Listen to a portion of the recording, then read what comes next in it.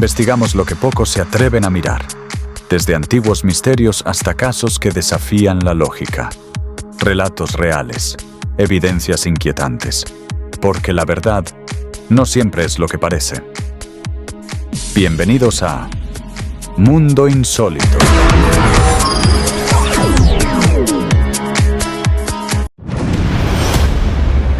Lo que parecía una simple organización de clanes en la antigüedad, revela una estructura mucho más compleja y jerarquizada de lo que imaginábamos. En los vestigios de ciertos asentamientos antiguos, dispersos en zonas estratégicas del continente americano, los arqueólogos han identificado patrones que sugieren la existencia de ceremonias planificadas, exclusivas y dirigidas únicamente a un reducido grupo de individuos. Estas no eran celebraciones abiertas para toda la comunidad. Muy por el contrario, el acceso a estos rituales era restringido, selectivo, cuidadosamente vigilado. Estos espacios ceremoniales, separados del área habitacional y de uso cotidiano, eran usados exclusivamente por quienes ostentaban cierto poder espiritual o social. Los indicios apuntan a la existencia de una clase iniciada, una élite con conocimientos y funciones muy específicas, que actuaban como mediadores entre el mundo visible y lo invisible. No hablamos ampliamente de chamanes. Eran jefes espirituales, guías ceremoniales y también, en muchos casos, líderes sociales o guerreros con una profunda conexión con lo sagrado. Su autoridad no era simbólica, ejercían un poder real. Eran ellos quienes decidían cuándo y cómo se realizaban los rituales. Ellos establecían quién podía participar, qué se debía ofrecer, qué palabras pronunciar, qué ritmo marcar. En muchas ocasiones, los rituales eran dirigidos hacia entidades invisibles, ancestros o fuerzas de la naturaleza. Cada detalle estaba cargado de significado. Los lugares donde se llevaban a cabo estas ceremonias presentan huellas concretas. Se han encontrado restos de banquetes rituales, huesos de animales cuidadosamente seleccionados, dispuestos junto a herramientas líticas especiales, muchas de ellas trabajadas exclusivamente para este tipo de eventos. Pero estos no eran banquetes ordinarios. No se trataba de simples comidas comunales. Aquí se sacrificaban animales con propósitos espirituales, ofrendados a lo que ellos consideraban fuerzas superiores o espíritus tutelares. Los restos óseos muestran patrones de corte específicos, fracturas intencionales y señales de cocción ritual. Junto a ellos, se hallan pigmentos, carbones, piezas talladas en piedra y símbolos que refuerzan la idea de que estos encuentros tenían una dimensión trascendental. Algunos investigadores incluso sostienen que estos rituales cumplían una doble función. Por un lado, fortalecían la cohesión interna del grupo selecto, y por otro, servían como mecanismos de control sobre el resto de la población. Es decir, a través del misterio y del conocimiento reservado, estos líderes espirituales mantenían su estatus. El acceso restringido a ciertos saberes y prácticas garantizaba que su autoridad no fuese cuestionada. Solo ellos sabían invocar, interpretar y canalizar las energías invisibles que regían el destino del grupo. Esto, en parte, explica por qué muchas culturas antiguas no dejaron por escrito gran parte de su conocimiento ceremonial. Era un saber transmitido de forma oral, reservado para los iniciados. En muchas ocasiones, la enseñanza se daba por medio de símbolos, gestos y repeticiones rituales. No cualquiera podía acceder a este lenguaje cifrado. Era necesario pasar pruebas, demostrar fidelidad, resistencia, capacidad de concentración y, sobre todo, silencio. El silencio era clave. Lo no dicho era tan poderoso como lo pronunciado. Había palabras que solo podían decirse en determinados momentos del año, bajo condiciones específicas del clima o la luna. Otras debían ser cantadas, susurradas o repetidas mientras se caminaba en círculos, mientras se ofrecía fuego, agua o humo. Este nivel de complejidad no puede considerarse casual. Al contrario, todo apunta a una organización cultural altamente estructurada, con conocimientos que hoy apenas empezamos a comprender.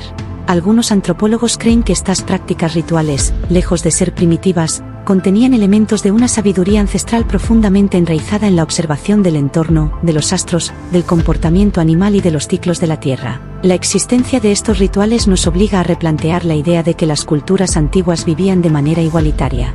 Si bien muchas de ellas se organizaban en comunidades relativamente horizontales, la evidencia apunta a que había clases, roles definidos, y sobre todo, una casta espiritual que dominaba aspectos esenciales de la vida diaria y del más allá. ¿Quiénes eran estos líderes rituales? ¿Cómo se formaban? ¿Qué veían o sentían que los demás no podían ver ni sentir? Aunque nunca sabremos con exactitud todo lo que ocurría en esas ceremonias restringidas, las huellas materiales que han quedado, instrumentos, fragmentos óseos, pigmentos, marcas en el suelo y la piedra, nos permiten reconstruir parte del rompecabezas. En ciertos sitios se han encontrado cámaras subterráneas, cavidades ocultas, escalinatas que conducen a espacios que parecieran diseñados para la introspección, la transformación o el trance.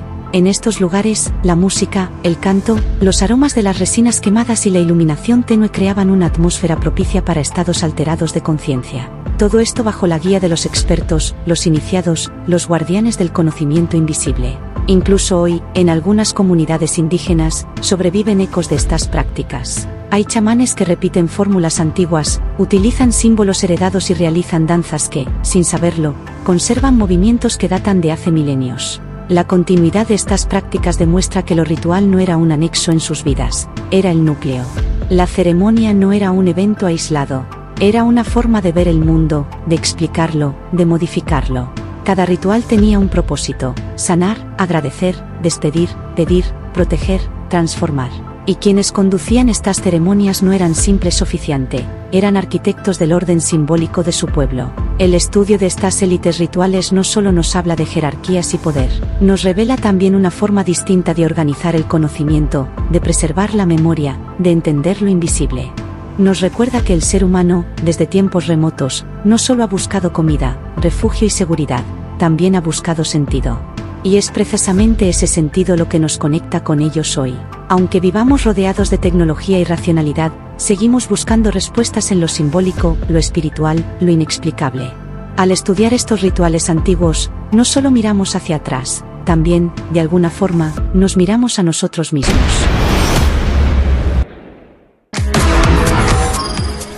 Mundo insólito. Una ciudad como tantas, calles tranquilas, ventanas con cortinas de flores, perros ladrando detrás de rejas oxidadas, gente común, gente que confía, gente que jamás imaginó que el terror podía tener rostro y mucho menos una placa. Este es el caso que sacudió a una nación, no por la brutalidad de los crímenes, sino por la identidad del asesino. Un nombre que hoy causa escalofríos: el carnicero de Milwaukee. Milwaukee tiene apenas 27,000 habitantes. Una ciudad obrera, de raíces profundas. Un lugar donde la policía conoce a cada comerciante. Donde las puertas no siempre se cierran con llave. Pero en 2016, algo cambió. Los primeros rumores llegaron con miedo. Una mujer desaparecida. Después, un cuerpo mutilado. Y luego otro. Y otro. El patrón se repetía. Cadáveres abandonados en zonas poco transitadas, partes del cuerpo colocadas con precisión quirúrgica, y siempre, junto a los restos, una pequeña figura de arcilla, un corazón partido, frío, silencioso, desafiante. Las víctimas no tenían relación aparente. Laura Méndez, enfermera de urgencias, 34 años. Carlos Suárez, repartidor nocturno, 41 años. Elena Figueroa, profesora de primaria, 29 años. Damián Ortega, carpintero, 38. Ruth Peralta, madre soltera, 2 hijos, 5 vidas, 5 familias destruidas, 5 cuerpos incompletos. Pero más allá del espanto físico, lo que más perturbaba a la comunidad era la sensación de que el asesino no huía, no se escondía, permanecía, observaba y jugaba. La policía de Milwaukee, sobrepasada, pidió refuerzos. El caso fue asignado al detective Julián Ramos, un veterano con condecoraciones, divorciado, sin hijos, amado por sus compañeros, temido por los criminales, metódico, silencioso, inquebrantable. Ramos lideró la investigación durante 7 años. 7 años de entrevistas, de reconstrucciones, de noches sin dormir. Pero el carnicero siempre parecía un paso adelante. No dejaba ADN, no había testigos, no había móvil aparente. Y sin embargo, Ramos parecía calmo, como si supiera algo que los demás no, como si cada crimen lo acercara, no al asesino, sino a sí mismo. Con el tiempo se construyó un perfil psicológico. Hombre, edad entre 35 y 50, con conocimiento médico o forense, inteligente, narcisista, posiblemente con acceso a los informes policiales. La idea era inquietante. ¿Y si el asesino no solo estaba cerca?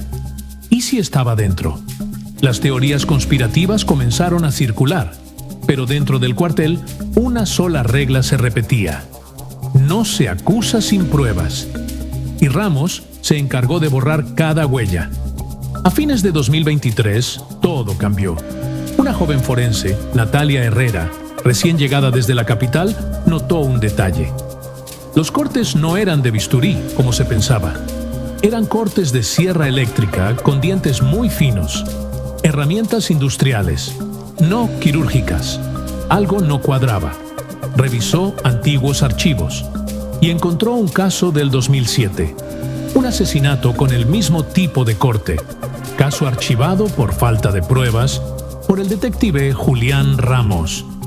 La curiosidad la consumió y en silencio comenzó a mirar hacia donde nadie había querido mirar. Natalia cruzó datos, fechas, lugares, turnos y descubrió una coincidencia. Ramos estaba presente, o cerca, en los 5 lugares donde se hallaron los cuerpos, incluso antes de que llegara la llamada anónima que los reportaba. Decidió no compartirlo de inmediato. No aún. Sabía que el mínimo error podía costarle la vida. Instaló grabadoras ocultas.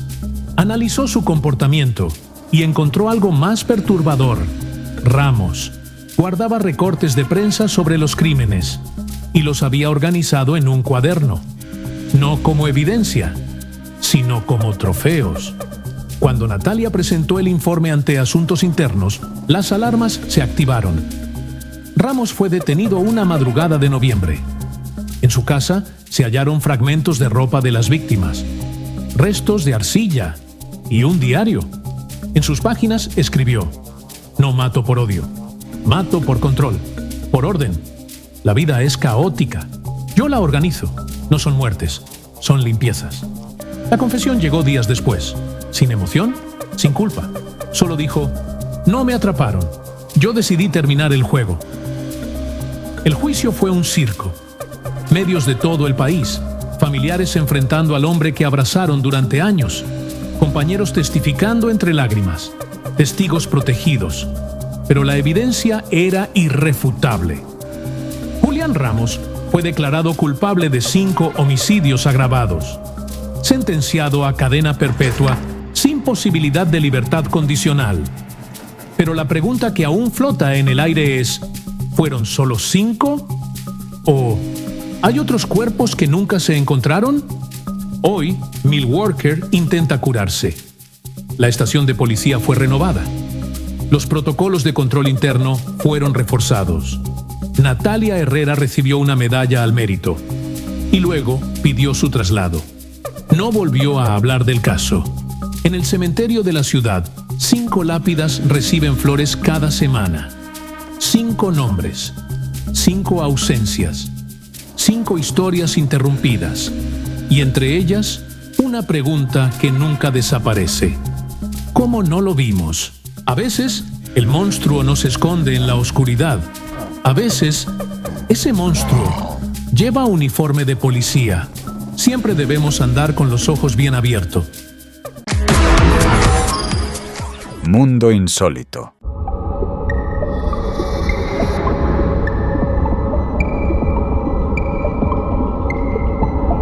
La soledad del espacio.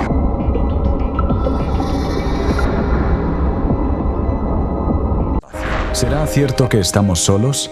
Desde que los primeros humanos alzaron la mirada al cielo, esa pregunta ha persistido.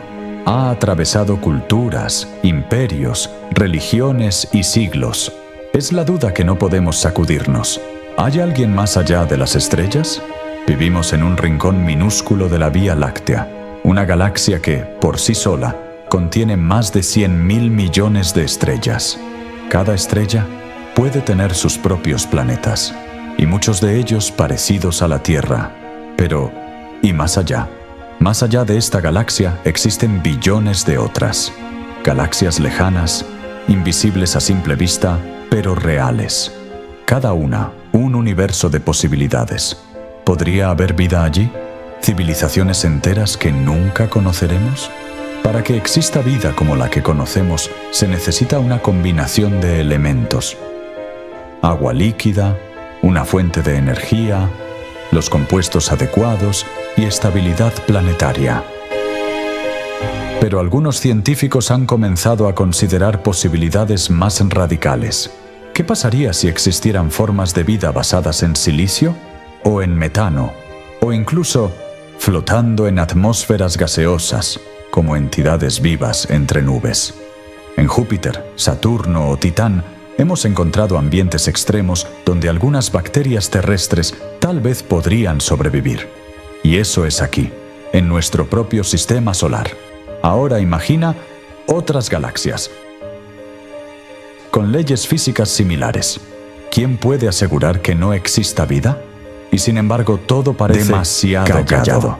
En 1977, el radiotelescopio Big Ear captó una señal inusual. Un pico de 72 segundos. Fuerte, claro, proveniente del espacio profundo.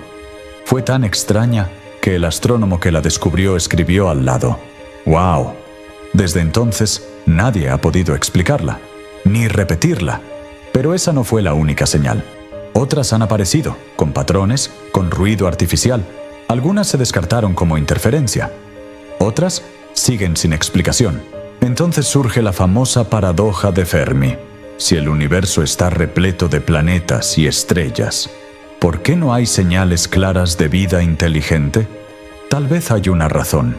Algunos científicos creen en el gran filtro, una barrera invisible que impide que las civilizaciones avancen demasiado. Guerras, destrucción ambiental, inteligencia artificial fuera de control. Cualquiera de esas causas podría ser el final antes del contacto.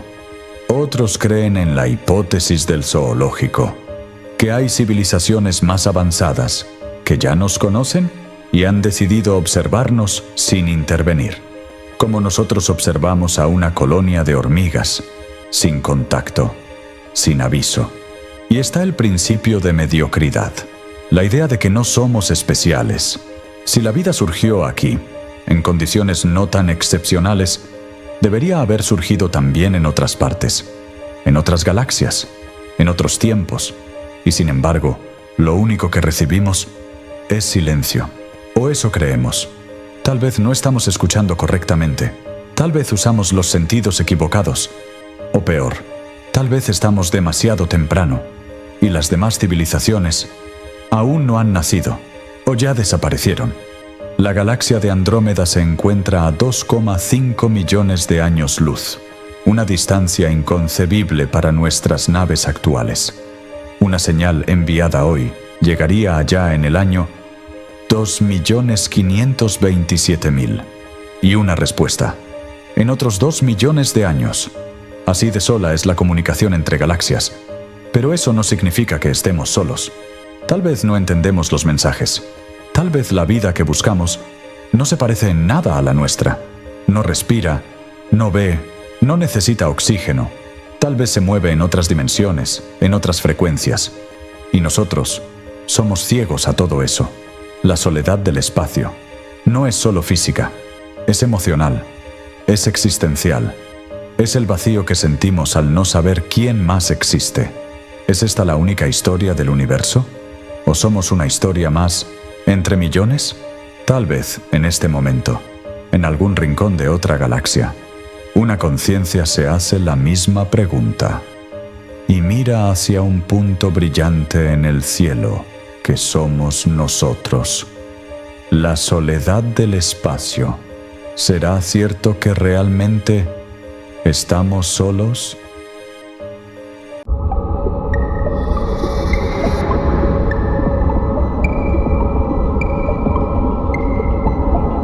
La soledad del espacio.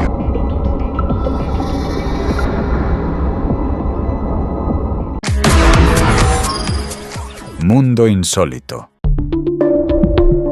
Eco sagrado. Eco sagrado. Desde tiempos inmemoriales, el ser humano ha buscado comprender su vínculo con la Tierra, no solo como un territorio físico, sino como un espacio sagrado donde lo espiritual y lo terrenal convergen. No se trata simplemente de habitar un lugar, sino de honrarlo, de escuchar lo que nos susurra en silencio, de reconocer que no somos dueños del suelo que pisamos, sino sus hijos. Las antiguas civilizaciones no veían el mundo como lo vemos hoy. Ellos creían en la conexión invisible entre el alma del hombre y el latido de la tierra. En cuevas, templos y plazas sagradas, los chamanes, los sabios y los guías espirituales realizaban ceremonias que no eran simples rituales, eran portales. Portales hacia lo desconocido, hacia lo invisible. El acceso a esos conocimientos no era para todos. Solo los iniciados, los que demostraban respeto y preparación espiritual, podían participar. Las ceremonias eran planeadas cuidadosamente, a menudo en noches específicas, siguiendo las fases de la luna, las estaciones y las señales del cielo. El conocimiento era transmitido de forma oral, envuelto en símbolos, cantos y danzas. Era un lenguaje del alma. Los huesos de animales encontrados junto a herramientas de piedra revelan más que prácticas de caza. Indican banquetes rituales. No eran fiestas comunes, eran actos de comunión con lo divino. Comían no por hambre, sino por significado. Cada bocado era una ofrenda, cada gesto una invocación. Hoy en las selvas, los desiertos y las montañas, aún viven pueblos que conservan este saber. Sus ancianos recuerdan lo que muchos olvidaron. Hablan con el río, escuchan al fuego, interpretan el vuelo de las aves. Para ellos el universo no es una cosa muerta, sino un ser vivo con quien se dialoga, se respeta y se agradece. En el centro de estas culturas está la figura del chamán. No como un mago o curandero de feria, sino como un puente entre mundos. Alguien que ha sido elegido no por deseo propio, sino por mandato espiritual. Alguien que ha sido tocado por el misterio, que ha enfrentado el dolor, la soledad y la revelación y ha regresado para guiar a otros. Ellos no necesitan templos de mármol ni altares dorados. Su altar es la tierra, su templo, el cielo. Sus oraciones son cantos que solo el corazón entiende. En sus visiones el jaguar habla, la serpiente guía y el colibrí sana. No es fantasía, es otro nivel de realidad. La ciencia moderna empieza a mirar de nuevo hacia esas culturas.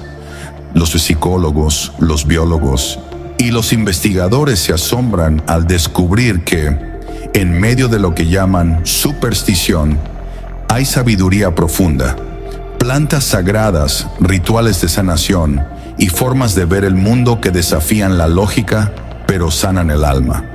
¿Y si no todo lo invisible es falso? ¿Y si hay verdades que no se pueden medir, pero sí sentir? En un mundo saturado de ruido, el eco sagrado sigue sonando. No en las pantallas, no en los discursos, sino en el susurro del bosque, en el silencio del desierto, en la mirada de un anciano que recuerda y en el corazón de quien escucha. Porque la tierra no necesita que la salvemos, necesita que recordemos que somos parte de ella, que su dolor es nuestro, que su sabiduría aún vive y que si callamos, tal vez, solo tal vez. Eco sagrado. Eco sagrado. Ya llegamos a nuestro final. La cita es mañana en CMQ Televisión. Y su programa es este, Mundo Insólito. Quizás, tal vez, a lo mejor, por ahí nos veremos. Hasta la próxima.